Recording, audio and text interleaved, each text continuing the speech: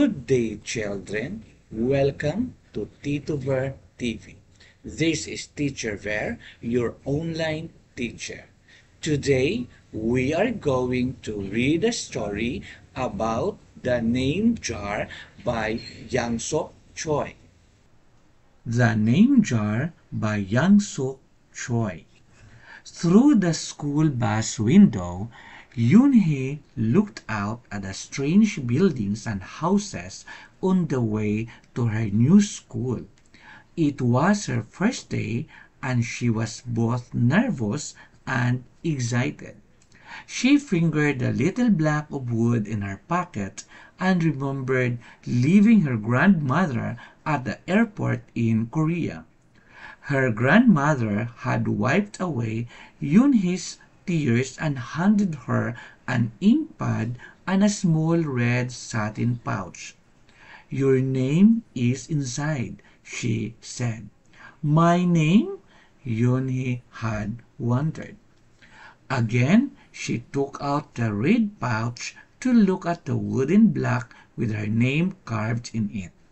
As she ran her fingers along the grooves and ridges of the Korean characters, she pictured her grandmother's smile.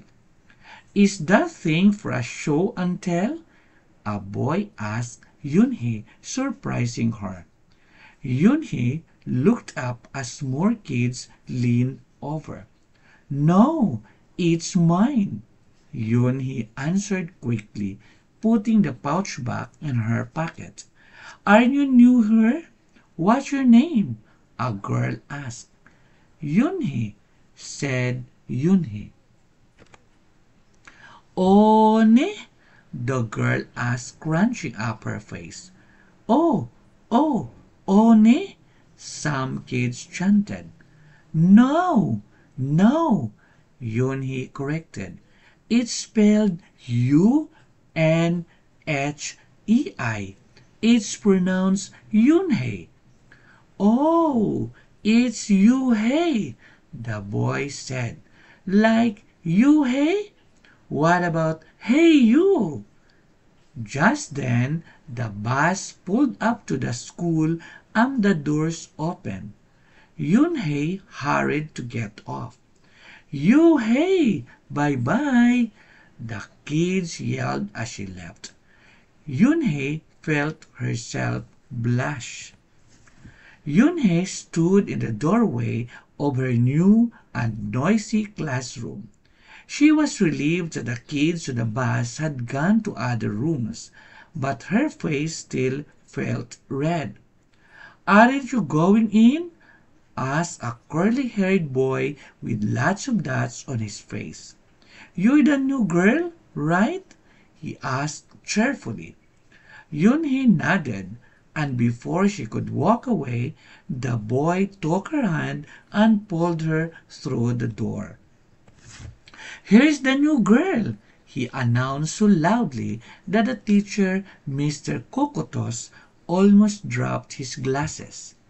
Mr. Kokotos thanked him and greeted Yoon-hee. "Please welcome our newest student," he said to the class. "She and her family just arrived from Korea last week." Yoon-hee smiled broadly and tried not to show her nervousness. "What's your name?" someone shouted. Yoon-hee pictured the kids on the bus. I haven't picked one yet," she told the class, "but I'll let you know by next week." As Mr. Kokoto showed her to her desk, she felt many round, curious eyes on her. "Why doesn't she have a name?"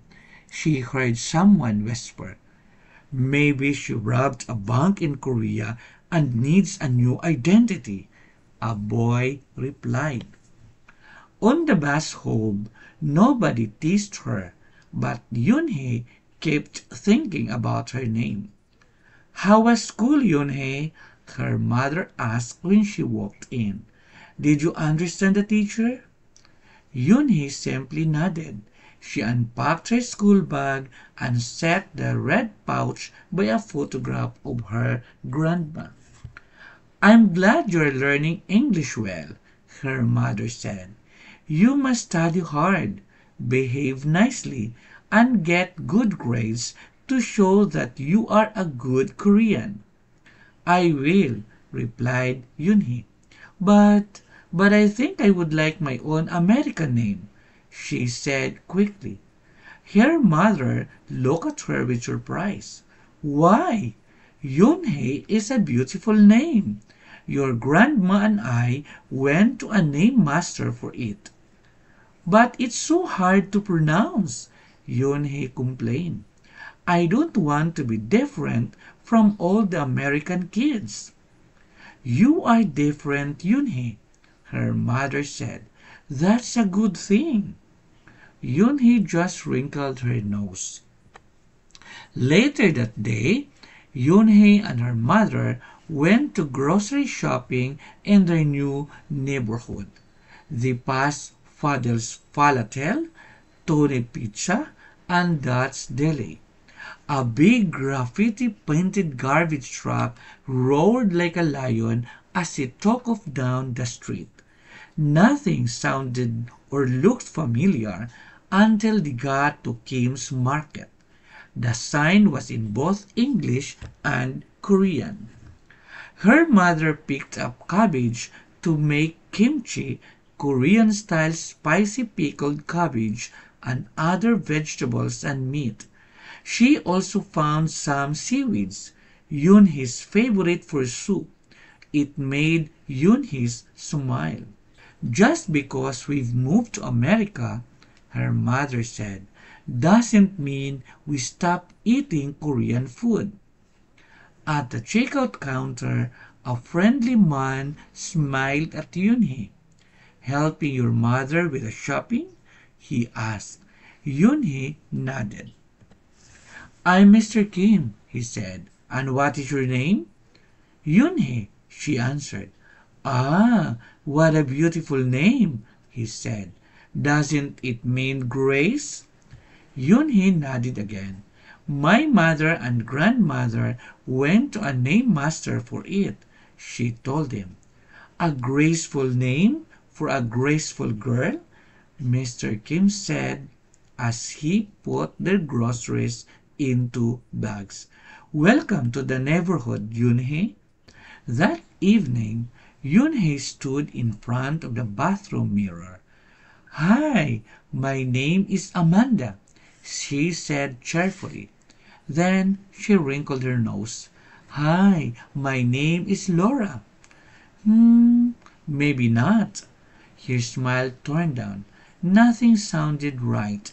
Nothing felt right. "I don't think American kids will like me," she worried as she began to brush her teeth. "Hey, my name is Joshi," she said to the mirror with her mouth full of toothpaste.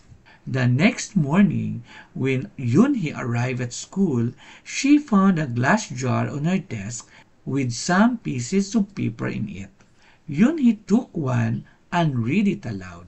"Daisy.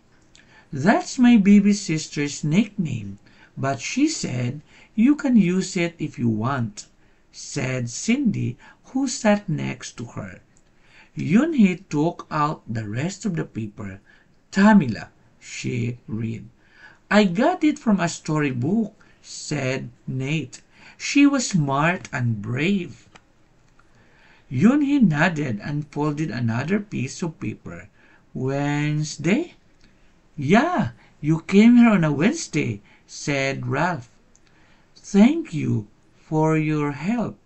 A smile spread over Yoonhee's face. Ralph quickly said, "Well, put more names in it. You can pick whatever you like or pick them all, and you'll have the longest name in history." At 3 o'clock, the bell rang for the end of school day.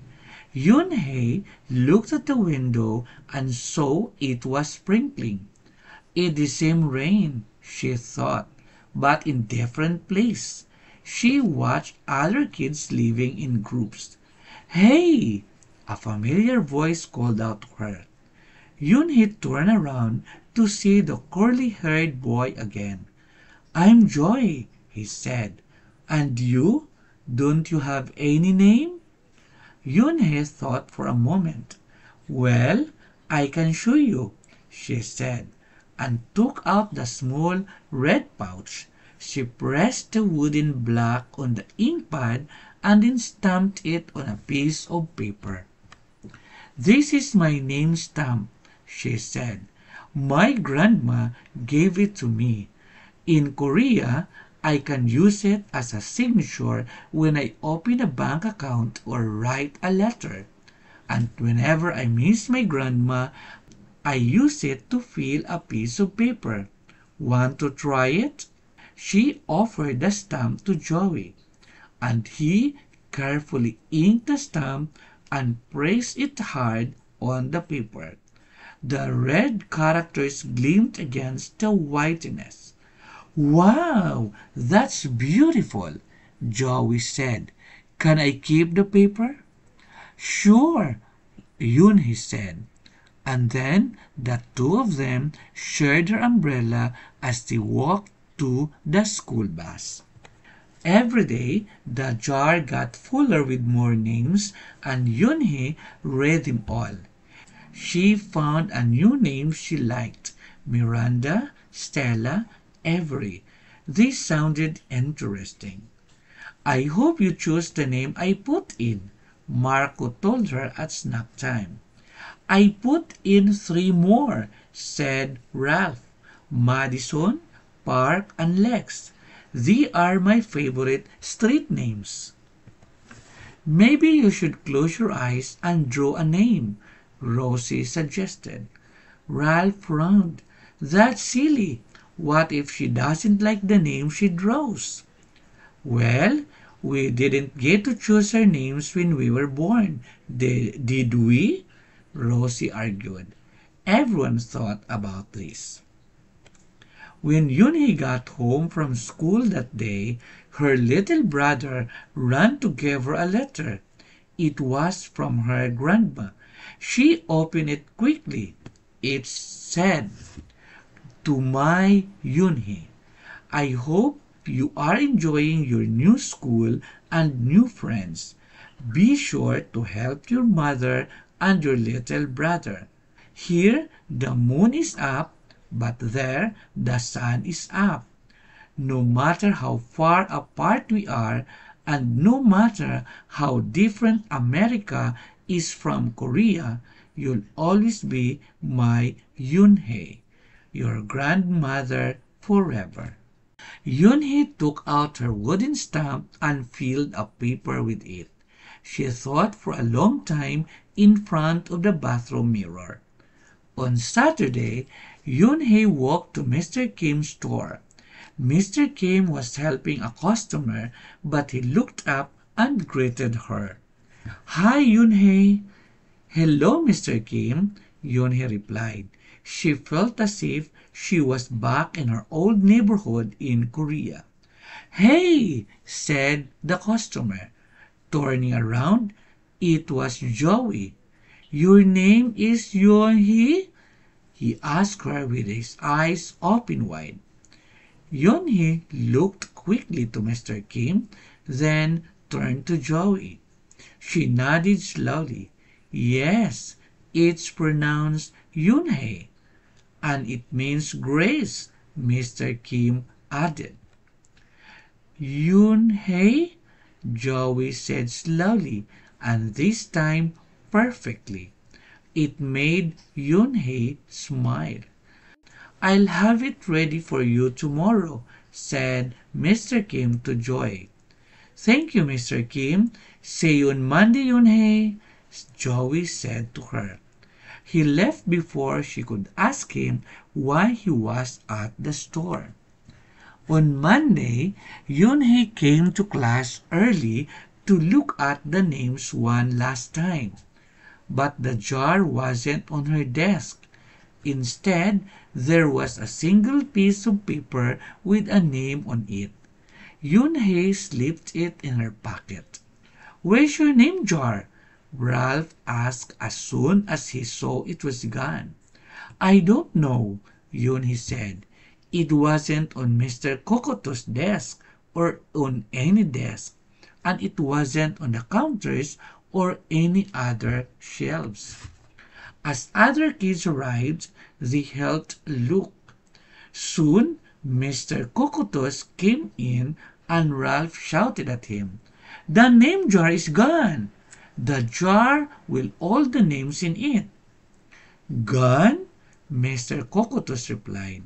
With a look of concern, he asked Yunhei, "Did you get a chance to read all the names?" Yunhei nodded. She took a breath. "I'm ready to introduce myself," she said. Yunhei wrote her name in both English and Korean on the chalkboard. "I like the beautiful name and funny names you thought of for me," she told the class. "But I realized that I like my name best, so I choose it again. Korean names mean something. Yunhei means grace." "Grace, Grace Yunhei," shouted Ralph. Everyone tried to say it. "Yunhei, Onhei, Yunhei." Yunhei said her name again slowly and clearly. Soon the kids began to say it better, even Mr. Cocotus. They applauded Yunhei's choice. "I was named after a flower," Rosie whispered to Yunhei. "Lots of American names have meanings too," Mr. Cocotus reminded everyone. When the class was dismissed, Yunhei heard her new friends say goodbye. "Bye, Yunhei. See you tomorrow." "Goodbye, Yunhei." Yunhei said goodbye and then looked around for Joey, but he was already gone. "Yunhei, Yunhei, come downstairs," Mother called up to Yunhei. "Your friend is here." Yunhei rushed down to see who she meant. There stood Joy, and in his arm was the name jar. "Where did you find it?" asked Yunhei breathlessly. Joy looked embarrassed. Well, I took it, but only because I wanted you to keep your own name, and you did." He reached in and pulled out the names. "Do you want to keep them?" he asked. "Thank you. I'll keep them as a souvenir," Yunhei said happily. Then she pulled out the piece of paper from her pocket. "Do you want this back?" Joey grinned. "You can keep it. I'll return the name jar to the class. Maybe you could put some Korean nicknames in it for us. Name with good meanings." "I can do that," agreed Yunhei. "I've already got a Korean nickname," Joey said. "Mr. Kim helped me choose it." Carefully, he pulled a small silver felt pouch from his pocket. Then he took out a dark wooden stamp with beautiful Korean characters carved sharply into it. He pressed it on the ink pad and then on the piece of paper next to her name. "Chinko," read Yunhei. "That means friend." And Chinko smiled back.